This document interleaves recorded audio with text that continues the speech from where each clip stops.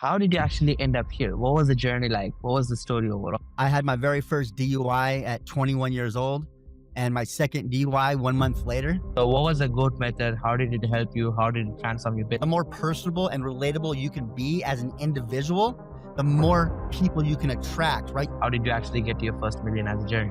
A 4-week cohort, within that 4 weeks, I've already made my first $10,000. It was actually $20,000 in 19 days. What is actually the playbook for making a successful challenge? Most important thing, hands down, is the onboarding process. What does that, like gamified method look like? Say if you're action taker, you're a winner. And if you're not an action taker, then you're the loser. What's going on? What's going on, everybody who's actually listening to this podcast right now? First of all, guys, welcome back to another episode of the Nikhil Sai Show, which is hosted by me, the Nikhil Sai. And guess what's going on today? We're back with another amazing 2 Karma Club interview. The guy who's jumping on has a transformational story. I mean, we're talking about going from a struggling construction worker to building 7-figure marketing business in under 22 months. And not just that, it's not just about, being in a different situation and making the life better. It's coming from a very unique background of alcohol addiction and different stuff in life. And he was able to get out of that situation and actually build a dream online business, which made him a millionaire in just 22 months. And he specializes in B2B marketing, high-ticket affiliate marketing, and we will talk about the GOAT method to propel amazing success in digital businesses. Let's not waste any time and actually let's welcome Eric Forner. Hey, Eric. How's it going, my brother? Nice to finally meet you. I think I met you actually at the last FHL, but it was only a picture of you. You weren't there. It was just a picture of you. And I think they were taking photographs with it. So I think I might have took a picture with it from a distance because I couldn't get up on stage with it, but somewhere in my camera roll. But either way, it's good to meet with you, man. Finally. That was pretty fun. It's a funny story that you're bringing it up. Like, I actually had my visa rejected, and I was connected with Russell and all the other clients I have. And I was thinking, like, okay, if I got my visa rejected, what else can I do? And Russell was kind enough, and I had one of the 2 Karma Club winners help me out. Parthiv was the one who helped me with the cutout and get it on the stage and whatnot. It was fun. I get a lot of criticized because people think it's Photoshop, but I'm fine with it. Like, go hate me. I love this, so. No, it's not Photoshopped. I was there at FHL and I seen it on the stage. So you did not Photoshop it. It's legit. I contest to it. I was there. Yeah, but it's one thing. We will definitely get into your story, but coming from India and achieving early success, I kind of see a lot of people who hate me couldn't digest the fact that I'm achieving this, and they don't want to trust it, so they hate it for a reason. And I receive text almost every day saying, that looks so fake, bro. You should get your marketing better. Like, I'm like, yeah, it's Photoshop. Like, I could swap your face if you want. It's $10. I play around. I play around. I used to take it personally. Now I take it as fun, and it's just so fun. Yeah, but good, Eric, good. Appreciate you jumping on, brother. And we will definitely talk about the B2B marketing, affiliate marketing, challenges, building communities, how to actually decrease the churn in communities, and a lot of other nitty-gritty stuff. But before that, walk us through your journey. How did you actually end up here? What was the journey like? What was the story overall? Yeah, man. So take you guys kind of way back. I had my very first DUI at 21 years old and my second DUI 1 month later. And I basically come from a troubled background, born in Las Vegas, born and raised, literally on the streets. Parents divorced when I was really young. I lived in a predominantly Hispanic neighborhood and, a highly gang neighborhood, high gang population. And I was like one of the, I think maybe 2 or 3 white or, Caucasian families in that neighborhood. So growing up was pretty rough, right? I had to, have my fair share of the fights, but at the end of the day, I became friends with a lot of people in that neighborhood, but I really didn't have the direction and the roadmap to have a successful life. It was just more to fend for myself. So needless to say, I barely graduated high school. And the only reason why I did is because I wrestled, kind of like Russell's story. I wasn't very good at the academics. I wasn't good at anything like that. It was basically, I was good with my hands, baseball, wrestling, wood shop, auto mechanics, stuff like that I done. And I loved wrestling. So that's the only thing that really got me through high school, just kind of like Russell's story, with going to the study classes at the end of the day just to, wrestle. But either way, I ended up finding myself going down that rabbit hole of drug addiction and criminal activity at an early age. I finally got caught for the most part at 21 years old. And that was when I was in Arizona. And from then on, I had my first DUI at 21, and it seemed like every 3 years or so I was getting a new DUI. So I would only stay free for 3 years at a time. And my second DUI in Arizona in the US, they'll give you prison time for your second one. And so I ended up doing 16 months or 18 months in a DUI camp. And that was in Arizona, Phoenix, Arizona area. And from there on, it was just get out for 2.5, maybe 3 years and another DUI. I've always worked really hard. I was pretty much all my charges. I have a misdemeanor pipe charge, for smoking weed when I was younger too. But other than that, it's just been DUIs and just in and out of the law, in and out, working construction, the mines, finished carpentry. I built the office I'm sitting in right now. And so that's kind of like what my life was. It was just work hard, even drink harder. I would go to the bars every single night, do that kind of, single thing. And for some reason, I was always one getting caught. Sometimes I was driving on the wrong side of the street, but still I was always the one getting caught. Right. And, it's just kind of like that turmoil up and down, up and down. And finally one day, I had this epiphany moment. It was my last day on the mine site. I was like, you know what? I'm done with this stuff. I'm going to go and just kind of enjoy my life and try to figure things out, get sober. Well, it wasn't even but a week later, I picked up my sixth DUI, and Mm-hmm. I spent my last time in prison for 18 months. This last time I got out in 2000, and right after the COVID happened, 2020 or whatever it was, 2000, something like that. I think it was 21 or whatever it was, COVID. And I was actually released early because they couldn't transport inmates from state line to state line because they had everything shut down. So I still had charges in Idaho where I had my original kind of charge, and I still had time there to do. I was on parole at the time. And Mm. since I got caught in Montana, I had to do my time here first, but COVID happened and they said, okay, no transport in and out of state lines, but I had to be released. My time was up. So they released me to Montana, and that's where I met my wife, Aska. She's been a soldier from the beginning. She's had my back. I started this adventure right out of prison. 2020, I get out and I am $3 in my bank account. I'm $40,000 in debt. My wife worked as a housekeeper here in the local town we're in. We're in a town of 2,500 people in Montana. And she's making $10 an hour. She made $10 an hour for the last like 4 years. They never gave her a raise, nothing, right? Anyways, I had to find a different way. So I was sitting on my couch one day, scrolling Mm. social media, and all of a sudden a post or an ad came for affiliate marketing. All right. And it's like, get this $7 course. It's going to change your life. You're one affiliate link away. I was like, yes, this is it. This is all I've ever needed. Well, guess what? It took me 7 months or 6.5, 7 months of going down that rabbit hole, but not with alcohol this time. This time it was with, affiliate marketing, trying to learn on my own, learn for free. And I went to YouTube, Google, and all these different things. But at the end of the day, I started with Legendary Marketer, and good company. I just had some disagreement with the way marketing was and the promises they made. But I didn't see success for about 7 months in that. I started with some MLM stuff, sold to my friends and family.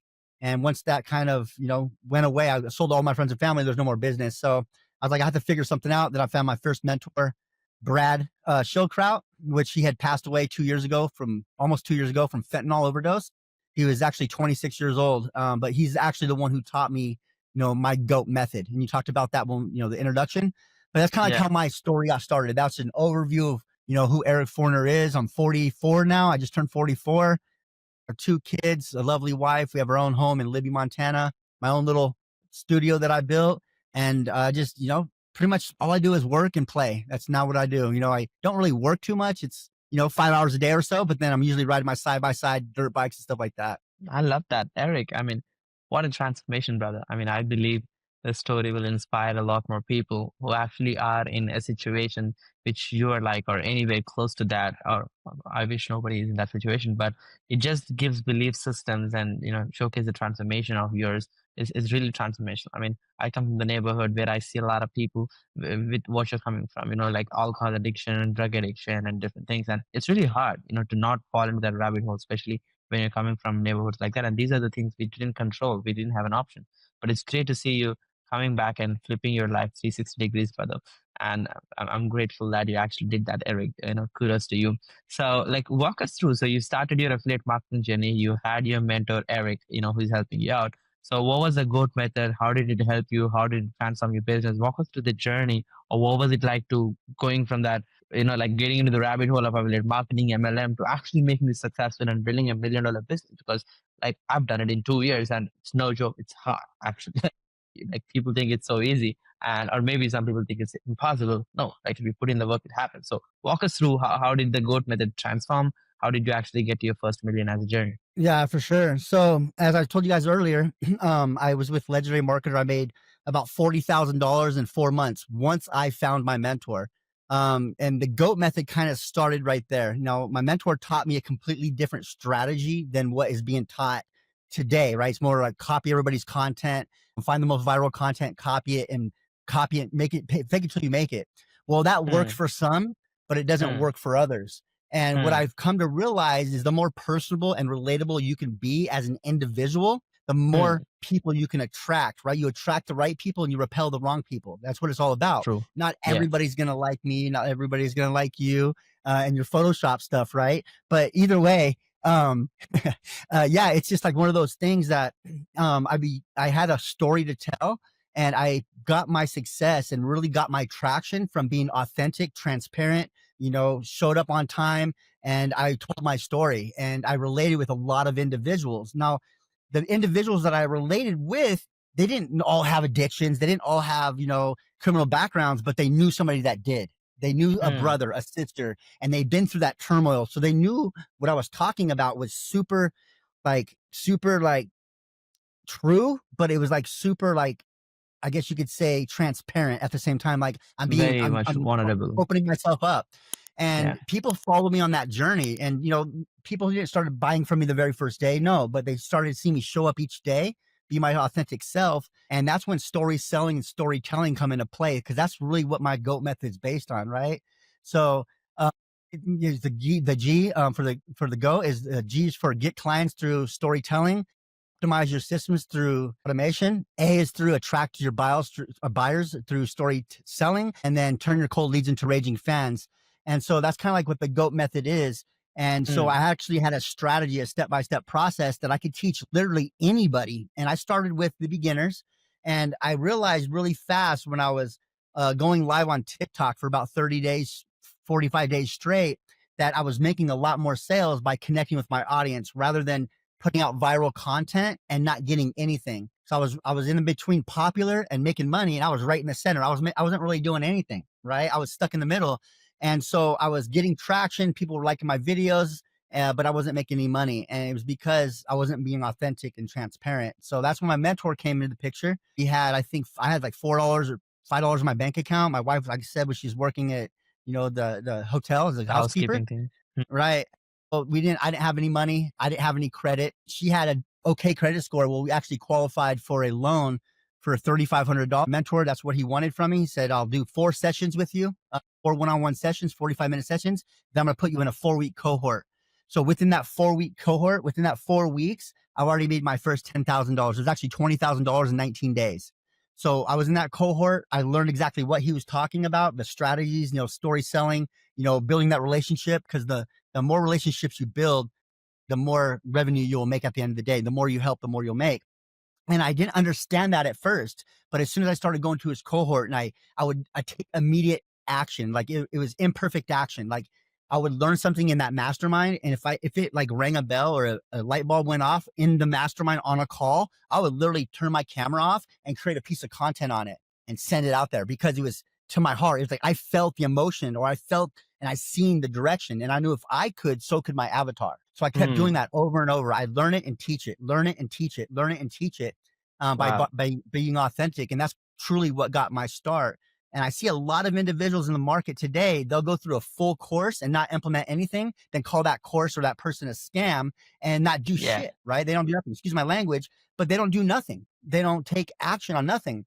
So what I teach my students in each module of every one of my courses on each phase, there's a homework assignment at the end in order to get to the next phase. So I know they're actually Mm, going through and they have to submit their assets. And that's one of the things that helps with the churn rate is having an active community, but having them continuously take action.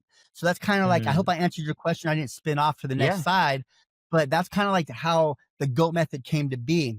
Met my mentor within 20 days after meeting him. I blew up and I haven't looked back. Love that. Love that. Like, I think this really like gives the importance and shows the importance of having a mentor, not just being in a course or a coaching program, but having somebody who handholds you, have that one-on-one with you, or have that group coaching with you, it could be transformation. And that's how I got started as well.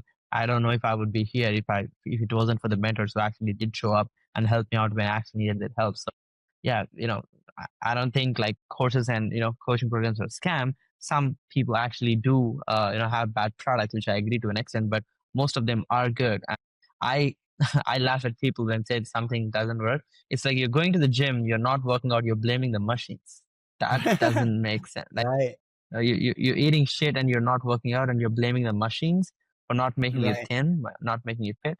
It's on you. Yeah, that's really transformation, Eric. So walk us through. I mean, so you discovered your affiliate marketing success. That's when you went into high ticket affiliate marketing. You built your communities, and you've done a lot of challenges. Like launching challenge funnels and stuff like that overall. So walk us through, like, give us your best learnings of what actually worked. I mean, you have done dozens and dozens, if not hundreds of challenges by this point. Walk us through what is actually the playbook for making a successful challenge. What does that, like gamified method look like to keep highest engagement? Because that's what you're good at, like keeping people until the end, which is not usually in challenges. Like people do fall off in the day 2, day 3 zone, but I'm excited to learn more on how would you do that actually. I would say the most important part of keeping the churn rate low in a challenge and keeping, the show up rate by day number 4, because typically you have a 50% drop off rate in challenges by day number 4. That's usually Mm, pitch day, right? I yep. was able to get it up to keep 75% of people that initially buy into my challenge, they'll stay till day 4, all into day 5. Now, the way I do that, Mm, and the key and the most important thing, hands down, is the onboarding process, right? Is having that initial touch point as soon as somebody signs up for a challenge or signs up for your community, immediately have a VA, an automated system, something, reach out to them. Can't be too chat GPT like. You want to sound very human like, but reaching out to them, ask if they have any questions. Like, what are you stuck with? What are you struggling with? I'm going to help you out as much as possible, but I need to know mm, what you need help with so I can help you. And so that is like an open door of like almost creating a friendship, right? Rather than just buy my product, I'll see you in 20 days or see you in 5 days, or buy my product, I'll see you next week in my first live call. No, it doesn't mm, have to specifically be you. If you're already making, 100K or 200, 300K a month and you have a team, you don't have to be on every call. No, but have somebody make an initial touch point with that individual. That's going to help solidify the relationship from the beginning. Now, a person, Stu, right, from ClickFunnels, he mm-hmm, talks about this on building communities as well. And the most important portion or part is actually the onboarding. And that onboarding is the most important. So once you onboard somebody, it's the touch points that we have with those individuals, even through the challenge. Now, I'll talk about gamified challenges and how I keep my show up rate very, very good in there. But for my my Facebook group and my communities and stuff like that, to keep the churn rate very low, in that, what I do is I have a lot of engagement. So there'll be award ceremonies. I have, when people hit their very first high ticket sale, or when somebody, gets their very first ad campaign launched successfully, their first $10,000, as you see it back here, there's a belt right here. mm-hmm. That's my 10K award. So I give that belt away for $10,000. Another Some example, WrestleMania stuff. yeah, so that's many stuff right there, right? And I have my $50,000 award. It's a ring, and then I have my 100K. And I give out cups, I give out mugs, bobbleheads, right? All kinds of stuff just to show and appreciate what they're doing, what individual are doing. That's for the beginners, right? They need to build that belief in them. So if they get their very first high ticket sale, right? Let's like give them a mad amount of props. Like let's send them a cup, a t-shirt, something like that, just to let them know that, hey, people do care. And that is super important. That's a huge win. Right. And so Yeah. I keep congratulating them. I keep awarding my community members. And at the end of the day, this is all a write-off. Like everything, all this is a write-off. Right. So it's Mm, not really costing me anything. It will upfront initially, but when I actually purchase from this, I'm an affiliate for the company that I purchases from, so I'm making money back on it. But what it's doing, it's reinforcing that there's a community feel, there's a family kind of feel, that we all want to support each other. So that's another thing. Another thing that I do is I have a naughty list, right? And so for anybody that's not taking action in my community, I'm going to put mm. their name, blast them, tag them in my Facebook group community. This person is not taking action, and now they're on the naughty list. Nobody wants to be on the naughty list, right? Because everybody wants to keep their status, right? They don't want to lose that status of, I invested. I'm not an action taker. I'm a loser. Because I say, if you're action taker, you're a winner, and if you're not an action taker, then you're a loser, right? And I'll say these things. It kind of hurts feelings in a sense, but that's, as a mentor and a coach, I'm not here to be your best friend. I'm here to, be as honest as possible, right? And if that hurts your feelings sometimes, then it is what it is. But you need to hear the truth. And so if I blast you on that naughty list, I'm telling you what, I've had 20 people, 30 people on the naughty list. I blasted out there within 2 or 3 days. People are handing homework assignments. They're showing up to calls. They're implementing, boom, boom, boom. And the naughty list goes to 1 or 2 people, right? That's going to happen. So that helps with that process. And giving those awards and milestones is really, really important.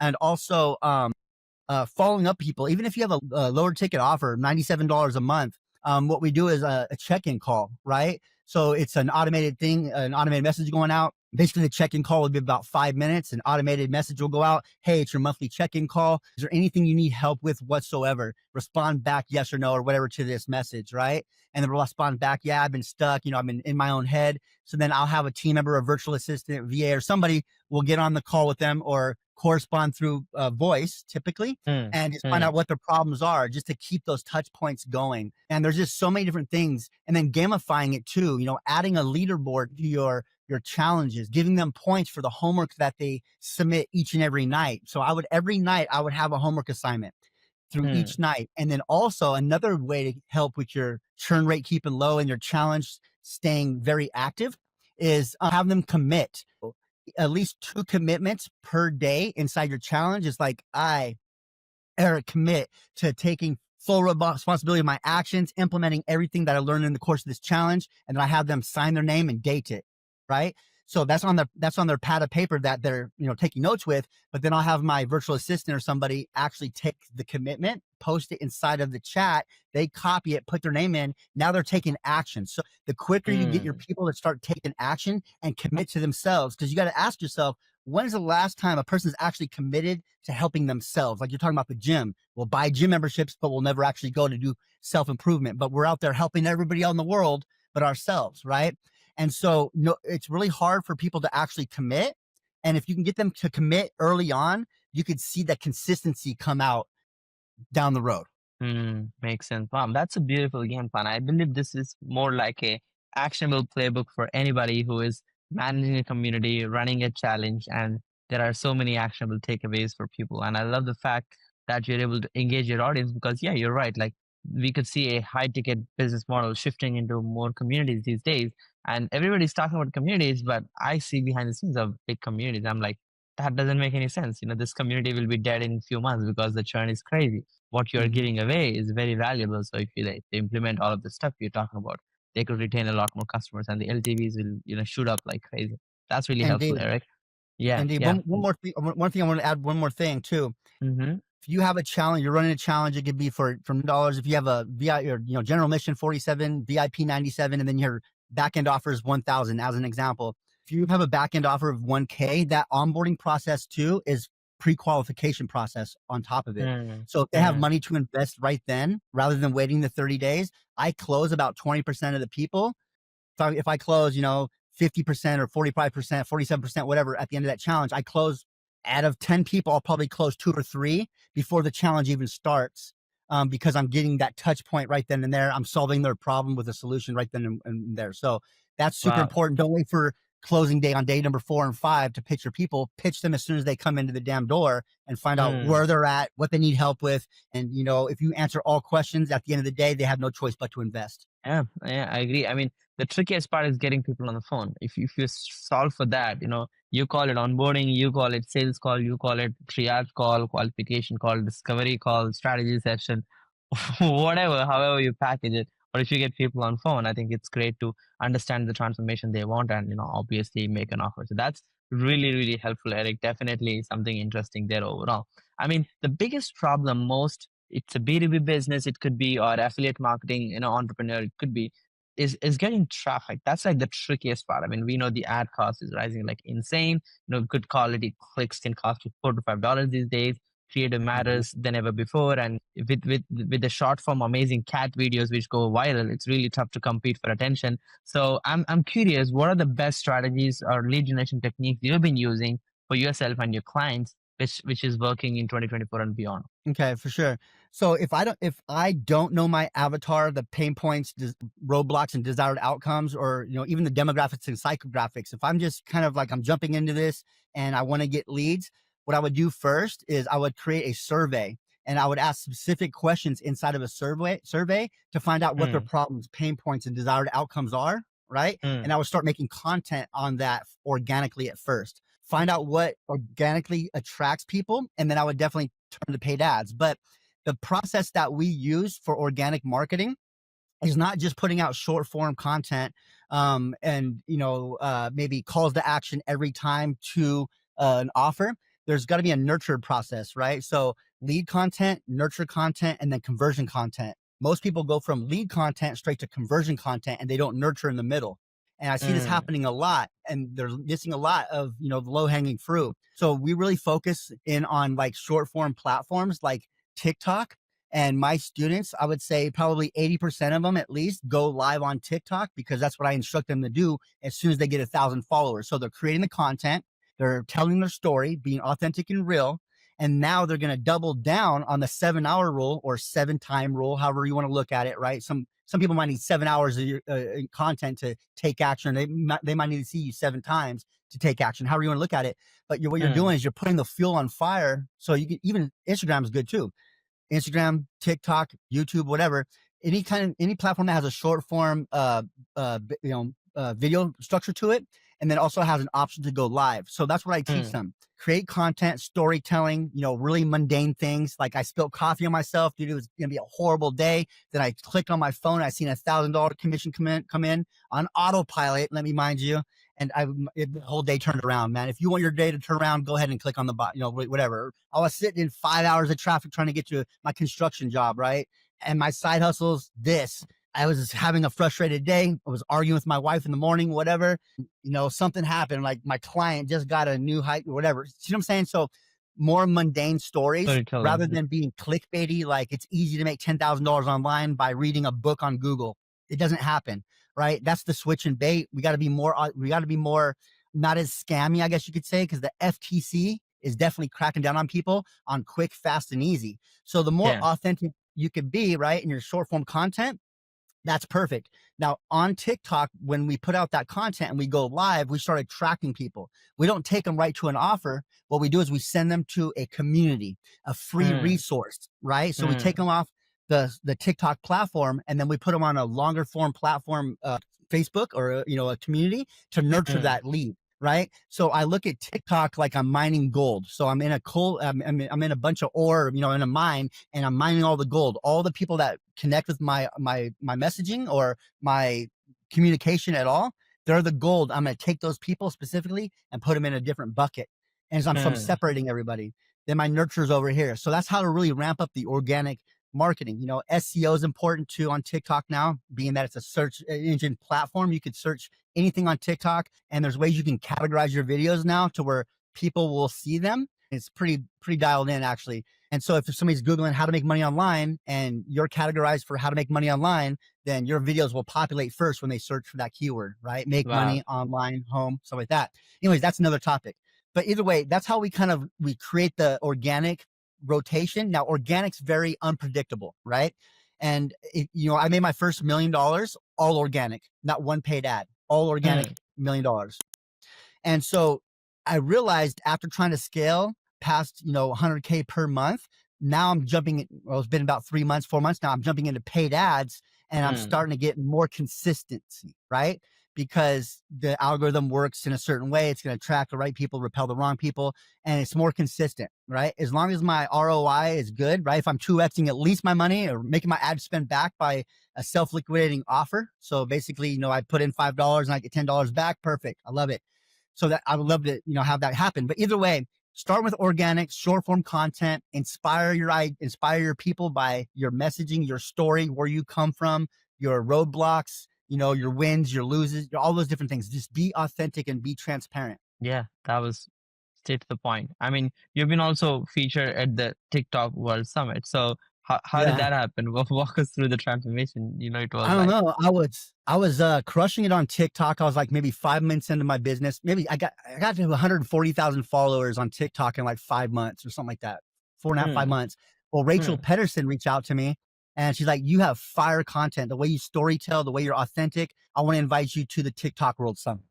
So Rachel Pedersen reached out to me, or maybe it was her, somebody else. I don't know, but it was from Rachel Pedersen, right? Could have been a VA, hmm, hmm, or an automated message. I don't know.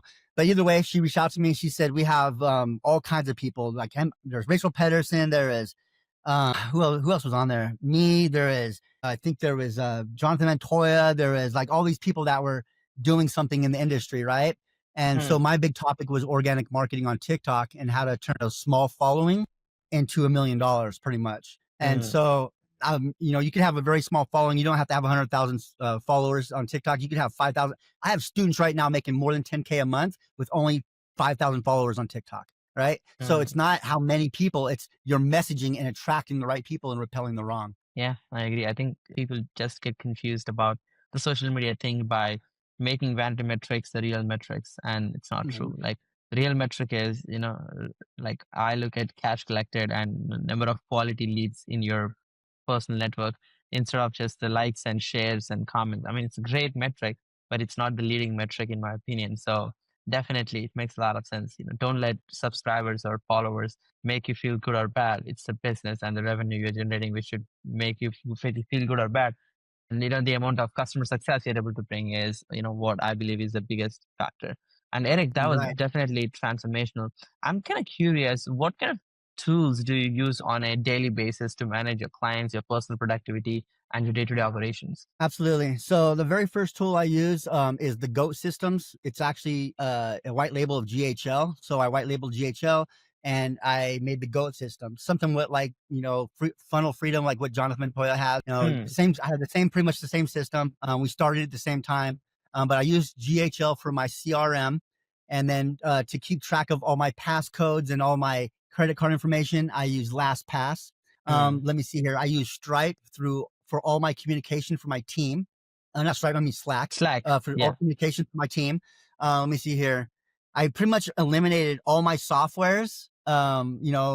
Zoom and Calendly, not Zoom, but Calendly, Vimeo, Hmm. Kajabi, all these other ones. I eliminated all those, including ClickFunnels, and now I have everything all in one spot. And Hmm. what's crazy though, let me tell you about this. How much is GHL for the unlimited package? 497, I guess. Yeah, guess how much I charge? I don't know. $97. Hmm. Unlimited sub accounts, unlimited funnels, all the AI, all the templates, everything, 100% for $9. Also, you're giving it away as sub accounts for other people, like your students, or it No, could be I'm a just, business yeah, owner. I'm letting them own their own account so they can have unlimited sub accounts. So Go High Level charges 497. I'm only How is that charging 97 possible? because I'm white labeling it. So I'm paying 500 a month to white label it, but I could sell Hmm. it for anything as long as it's not below $97. So Hmm. that's how I put over 200 people on my SaaS in like 2 months, is because I was right. I wanted to double down as my beta. That's my beta group. And so I was like, you know what? How can we do this? I gotta stand out and be different from anybody else. So I'm gonna give it Hmm. all away for $97, right? And it's gonna come with course and a community for $97. That's gonna change. It's gonna go to a 3-tier structure. But right now, if you Hmm. guys want in, it's $9. You get unlimited access to GHL. But no, so I use GHL for primarily everything. All my Hmm. flows, my follow-ups. I use Lead Connector for my text messaging. I do use the scheduling social media, posts. I do use that. Mhm. But at the end of the day, I have everything integrated inside of there, including my Sure. affiliate Yeah. software.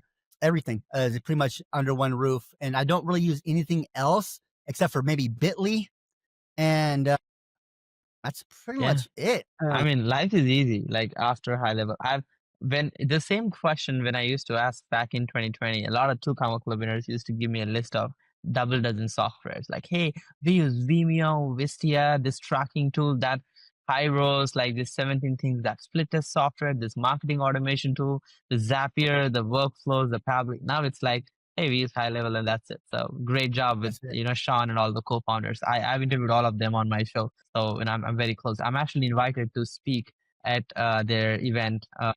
high level summit this October. I hope I'll get my visa so that I could actually be there in US. My cutout can't speak, bro, so I gotta find out a way. Yeah, for sure. Do me a favor, since you know those guys, I actually submitted to be a speaker over there at the Go High Level Wow. event.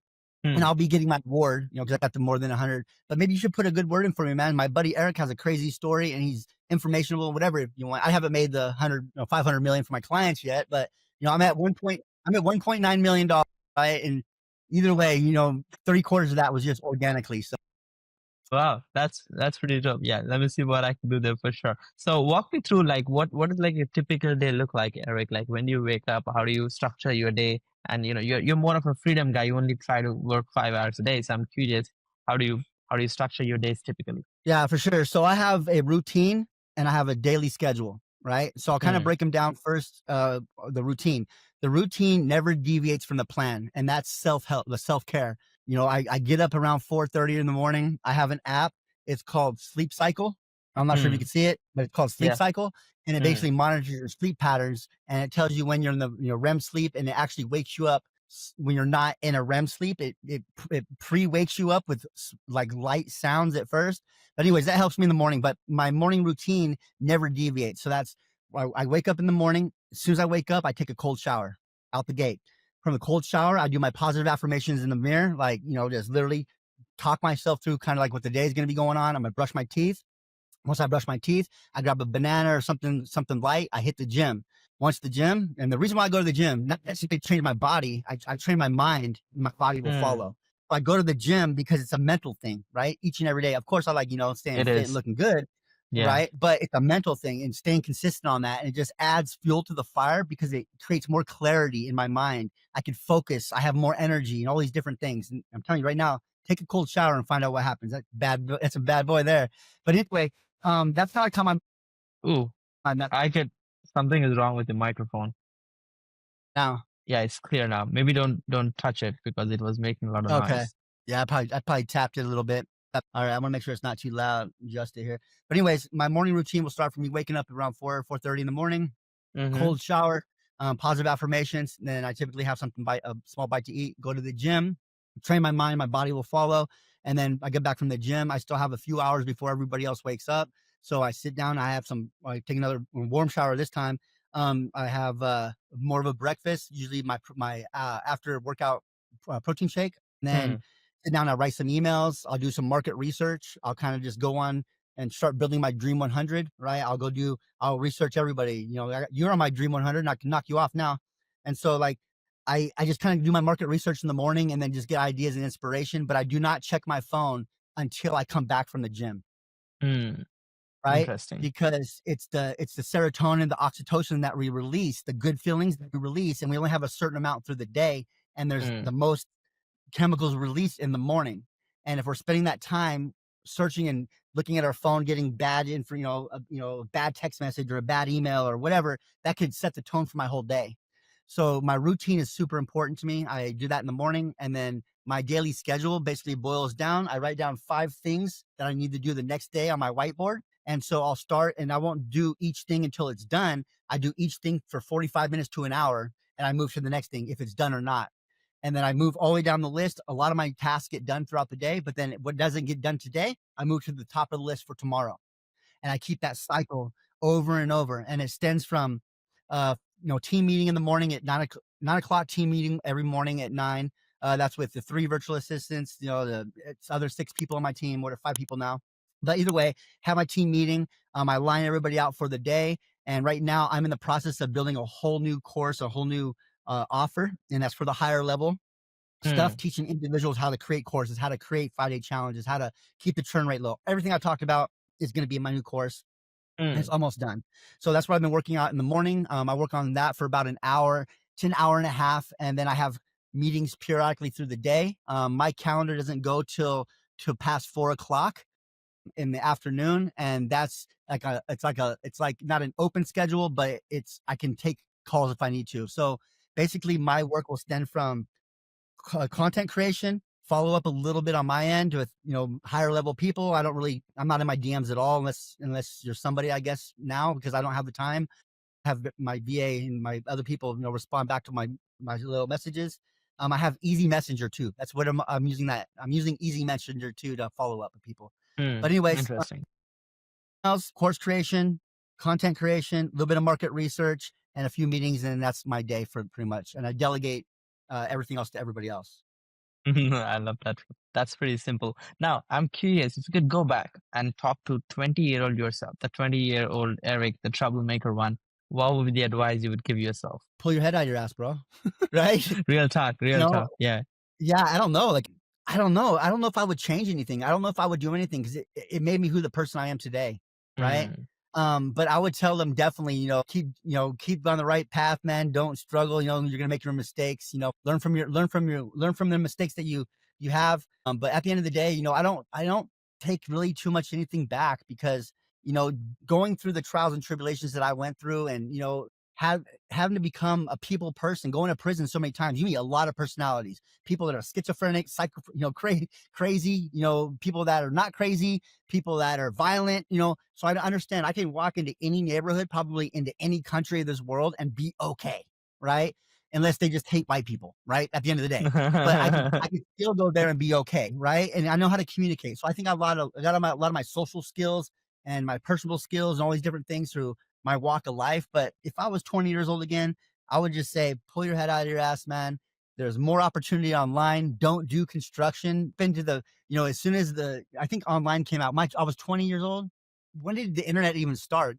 It's like, I don't know. 1990s is the internet boom. Like, that's when it really took off. But 2000s is when like real software companies, and like Right. the Google started So, 2004 and Facebook, everything came up from that timeline. Yeah. right. So it was just now coming up, right? So I'd be like, jump on Facebook, all those different things. I had a pager at the time, we didn't have cell phones then. But we had pagers, but I would say, just try to find something else rather than working construction because it would have saved me a lot of headache. Mm, Find an opportunity online, find a mentor, um, find somebody that totally. you can resonate with.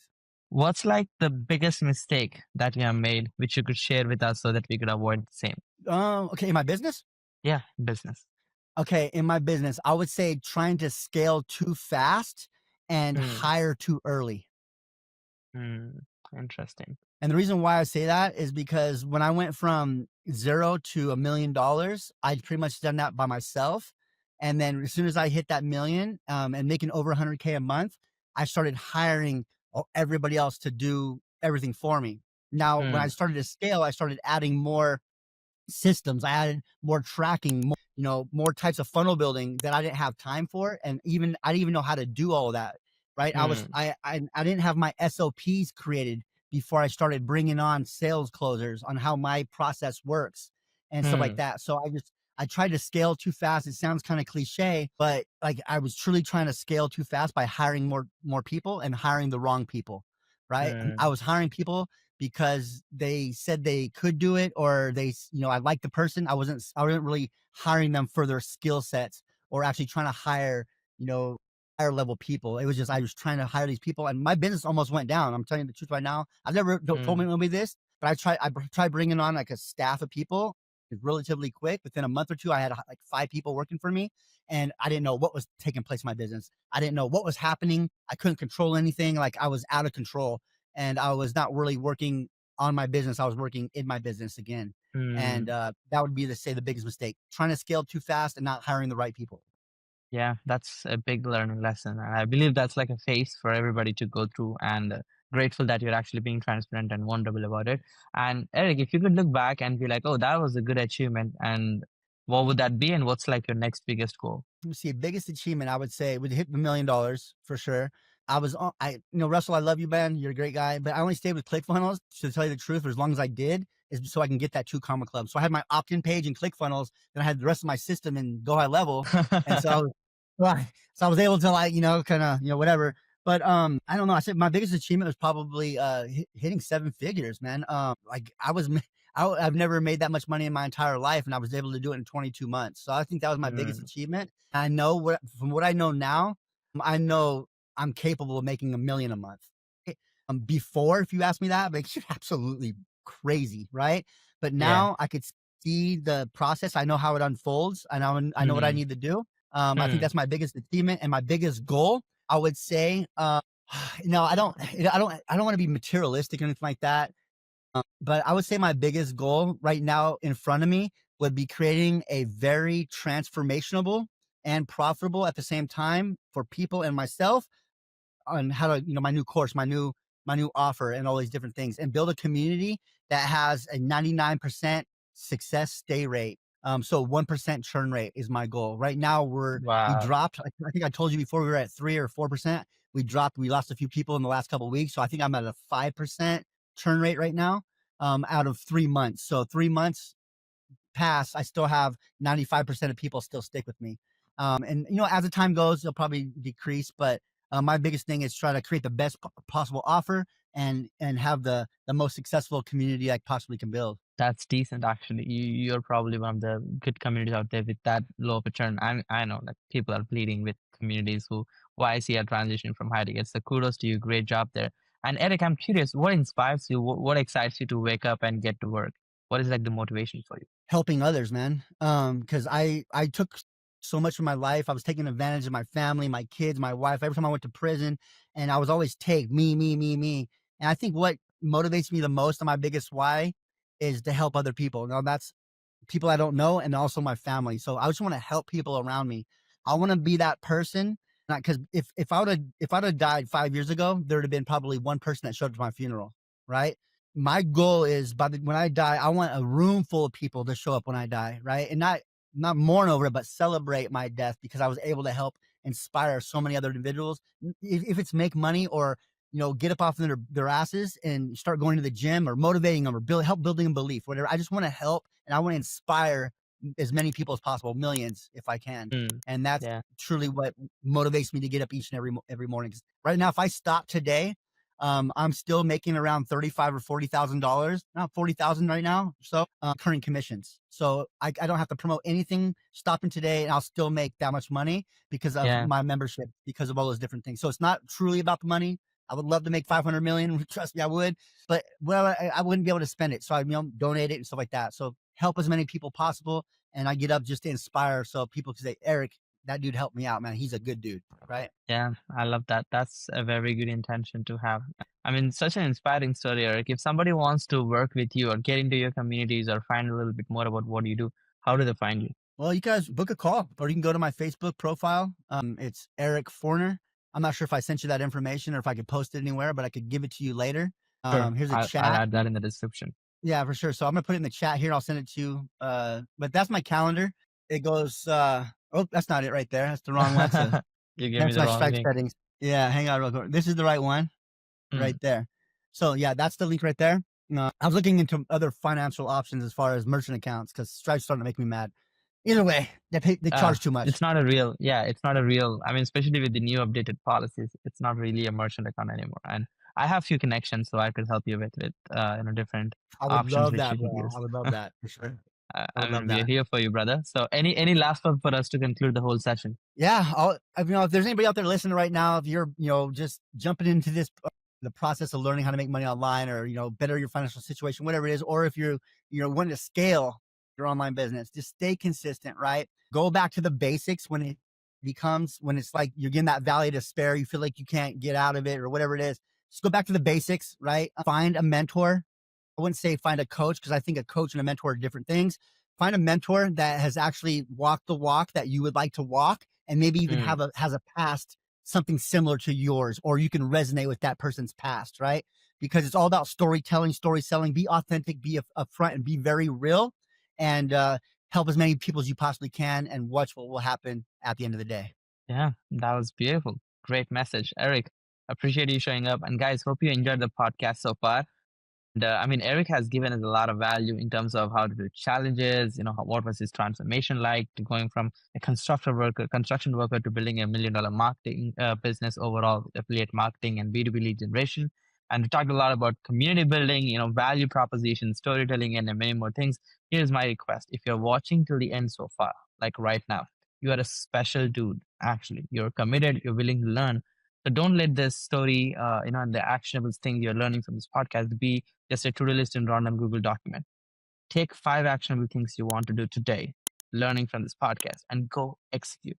execution is where you get the result. It's not the ideas, it's not the strategy, it's not that good aha moments. So Eric has got there because he has done the work. I am right here because I've done the work. Like that, there's no substitute for doing the work. You can only work out for yourself, you can only maintain your diet for yourself, you can only go and make money for yourself. Okay, so if you're in that phase, get to work. And we're excited. I'll be back with another amazing guest on this podcast, just like Eric. I'll see you guys again. Thanks, Eric. Thank you, brother. Have a great day. That was